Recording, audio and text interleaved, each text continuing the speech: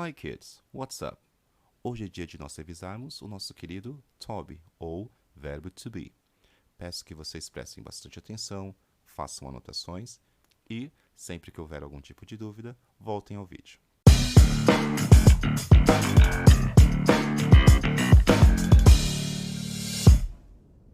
Antes de começarmos, é importante que nós entendamos o que é um verbo. Na língua portuguesa, assim como na língua inglesa, existem vários tipos diferentes de classes gramaticais, tipos de palavras, basicamente. Na língua portuguesa, são 10 tipos diferentes, e uma delas é o verbo. Palavras como digitar, dormir, escrever, latir e tocar são consideradas verbos, e a definição mais comum que nós temos de verbo é que são palavras que descrevem estados ou ações. Mas não é só isso e não é bem assim que funciona. Para a gente entender bem o que é verbo, a gente precisa saber como uma palavra que é considerada um verbo se comporta, como ela se modifica conforme nós vamos utilizando-a. Percebam essas três palavras, digitar, escrever e imprimir. Todas elas acabam com a letra R. Digitar, escrever, imprimir. Isso porque são verbos. Os verbos têm uma forma chamada de infinitivo, que é a sua forma original, é a sua forma principal. E a partir dela nós criamos outras formas. Entenderam? Por exemplo, com o verbo ler, a partir do infinitivo ler, que acaba com R, eu posso, de acordo com a pessoa que está fazendo a ação, conseguir. Leio, eu leio, tu lês e ele ou ela lê. Além disso, verbos variam de acordo com o tempo no qual as coisas estão acontecendo. Ontem eu li um bom livro, amanhã lerei uma revista, eu até leria mais se tivesse tempo. Quando eu era criança eu lia bastante gibi e quando eu cheguei eu ler as instruções. Puxa vida, é muita leitura. Como nós podemos perceber, o verbo é uma palavra que sofre bastante modificações, flexões ou conjugação. A conjugação basicamente consiste em alterar o verbo de acordo com o tempo no qual acontece a ação e de acordo com a pessoa que a realiza.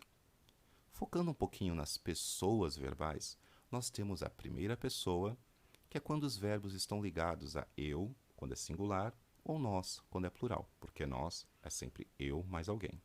Temos a segunda pessoa, representado pelos pronomes tu, que é você aí, e vós, que é uma forma chique de falar vocês, também singular e plural. E nós temos ainda a terceira pessoa, que é quando falamos de alguém, sobre ele ou sobre eles, sobre ela ou sobre elas, também singular e plural. Mas antes de continuarmos, é importante que nós prestemos atenção à segunda pessoa. No Brasil, no português brasileiro, nós temos duas palavras principais que indicam a segunda pessoa, o tu, que é singular, e o vós, que é plural. Acontece que nem em toda região do Brasil nós usamos o tu, e o vós não é mais usado normalmente. Algumas regiões do Brasil e modernamente nós usamos você e vocês. Gramaticalmente falando, tecnicamente falando, você e vocês não se encaixam na segunda pessoa, mas para a gente aqui no nosso estudo de inglês vai ser sim a segunda pessoa, porque no inglês eles não têm um tipo de tu e você. Para eles é tudo a mesma palavra. Bem, agora que revisamos o português, é hora de começarmos a dar uma olhadinha no inglês. So, ready, steady, go. Vamos começar vendo os pronomes da língua inglesa, aquelas pessoas que eu acabei de falar. Nós também temos a primeira, a segunda e a terceira pessoa no inglês, first person, second person, third person. Temos o singular e plural, bem parecido com o português, não é mesmo? Na primeira pessoa, no singular, nós temos a palavra I, que significa eu, sempre escrito com letra maiúscula. E nós temos o plural we, nós, que pode ser escrito com letra maiúscula se estiver no começo da frase. Na segunda pessoa do singular, não importa se você é sulista e fala tu ou se você é paulista e fala você, é sempre a palavra you. E o plural vocês é sempre a palavra you, também, é igual. E na terceira pessoa temos opções. Temos o he, que significa ele, o she, que significa ela, e quando eu quero falar ele ou ela, mas não estou me referindo a uma pessoa, estou me referindo a um animal, uma cidade, uma música, eu uso it. Então temos o he, she, it. Mas o plural nós temos uma forma só, they. They significa eles ou elas, não importa se estou falando de pessoas, homens, mulheres ou animais. Beleza? Agora vamos ver o nosso querido verbo to be. O que significa to be de fato? Bem, to be significa ser e estar. Duas coisas. Então temos um verbo no inglês para dois verbos no português. Reparem que ser e estar acabam com a letra R. Então, dizemos que ser e estar está na sua forma do infinitivo, que nós já vimos anteriormente no vídeo. Esse to na frente do be serve justamente para mostrar que o verbo está na sua forma do infinitivo. Não está sendo usado nem pela primeira, nem pela segunda, nem pela terceira pessoa. Na verdade, o verbo mesmo é só be. Mas a gente usa esse to para deixá-lo no infinitivo, assim como eu falo ser ou estar. Olhem esses dois exemplos. Eu quero ser uma estrela. I want to be a star. Nós temos ali o ser, to be. Eu quero estar em Londres. I want to be in London. Não há diferença entre ser e estar. Mas como é que você vai saber quando ver um texto? Bem, não há diferença entre ser e estar. Não há diferença entre ser e estar. Mas como é que a gente vai saber quando virmos num texto o to be, se é ser ou estar? Bem, é a situação. Eu não poderia falar eu quero estar uma estrela e também não poderia falar eu quero ser em Londres. Então é só olhar a frase, pensar um pouquinho que a gente descobre se o to be está sendo usado como ser ou estar. Além disso, precisamos lembrar que tanto ser quanto estar no presente formam algumas outras formas, as formas conjugadas. O ser temos sou, és, é, somos, sois e são. E estar temos estou, estás, está, estamos, estais, estão. Essas são as formas conjugadas na primeira, segunda e terceira pessoa do singular e do plural. Ou seja, temos 12 palavras diferentes no português só para poder dizer ser e estar no presente. Mas não se desesperem, no inglês não é tão difícil assim.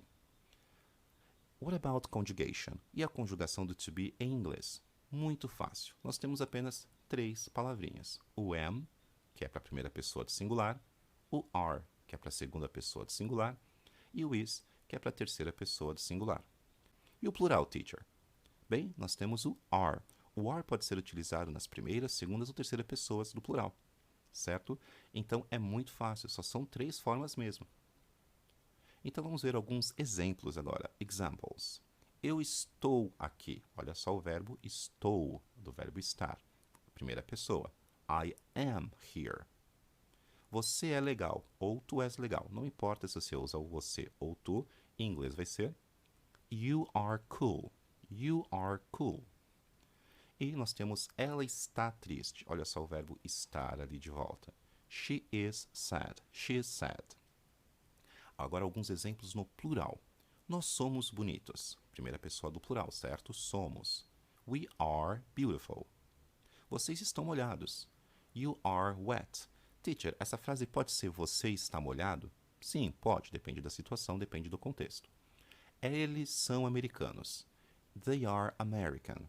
E nesse caso, nós temos American com letra maiúscula, porque toda nacionalidade é escrita com letra maiúscula, certo? Get it? Entenderam? Para ajudar vocês a lembrar melhor das 3 formas do verbo to be, lembra da nossa tatuagem que eu sugeri que vocês fizessem lá na sala. Com aquele coração, vocês iriam escrever uma mensagem para que as outras pessoas lessem e sentissem o mesmo amor que nós vamos sentir pelo to be. Vocês deveriam escrever, vós amareis o to be, mostrando o quanto vocês amam e desejam que os outros também amem. Lembram? What? Sim. Am, are, is. Amareis é a dica para lembrar das 3 formas do verbo to be na sequência. Primeira pessoa am, segunda pessoa are, terceira pessoa is. Outra forma de lembrar as 3 formas do verbo to be é utilizando a sua própria mão. No primeiro dedo você pode escrever am, primeira pessoa, número 1. No segundo dedo, are, segunda pessoa, e no terceiro dedo, is, também formando amareis, certo? E o plural, professor? Bem, vocês sabem que se eu deixar a mãozinha aqui só com o dedo do plural levantado, não vai ficar muito bonitinho, né? So, that's all, folks. Isso é tudo, pessoal. Espero que vocês tenham curtido, espero que vocês tenham entendido. Não se esqueçam de se inscrever no canal para que quando eu divulgar novos vídeos, vocês possam ter acesso, certo? Thank you so much for watching. See you. Bye bye.